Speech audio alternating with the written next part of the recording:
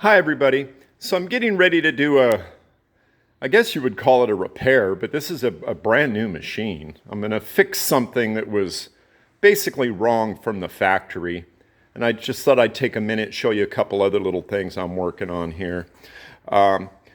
So what was happening, I was getting tons of oil on the outside of the machine. I even ruined some of my clothes because I leaned up against here, and now my clothes are all stained with oil. So I opened up this side cover, and here's what I found. They've got a block on here with the 4mm hoses going into it, but these fittings are not 4mm. It just leaks like a sieve. So just to kind of solve the problem until I got some new fittings, I put this bag on here. But look at that oil that leaked out of there. That's over maybe a 2-hour period. That's what was going all over the machine, all over my clothes. So today some new fittings came in. These are the correct 4mm fittings. I'm going to get rid of that brass block and just use these fittings here. One other thing I wanted to mention was the cooler.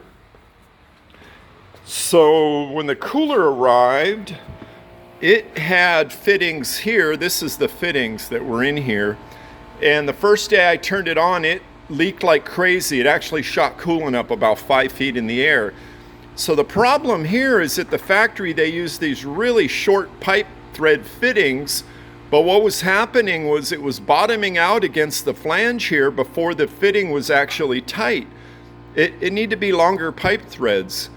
And they knew it was a problem because they had literally like 20 feet of Teflon tape on this fitting. So they knew it was a problem. So I went to Home Depot and got the correct fitting, which is a long pipe thread, and put a little bit of Teflon tape on there as usual. But if you have to put a mile of Teflon tape on a fitting, something's wrong, and somebody should know that. So I want to show you another area where I was having problem. From the factory, this keyboard, if you look, it's a very thin piece of sheet metal that's just welded to another piece of sheet metal, and this keyboard was just a floppy little desk. It was literally unusable. You couldn't type because this thing was so floppy, moved around so much. There's no bracing or bracketry or anything. They just welded this piece of sheet metal to here. You can see that. And that's all it is a piece of sheet metal, just one weld right there. No reinforcement, no bracketry or anything, and it was unusable. So what I did, just a quick fix, was I added some legs on here. So now we can actually use this without it flopping all over the place. The other thing I want to show you that just amazed me, I added this here. This is the emergency stop button. It's in a place where you can get to it. This machine is very powerful, moves very quickly, and you need to be able to get to that stop button. Let me show you where the factory stop button is. And keep in mind, this is the emergency stop button.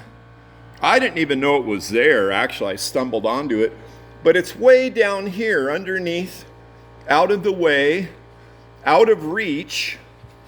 And so I got inside there and I piggybacked on that stop button, and I added another one out here on the outside where we could get to it.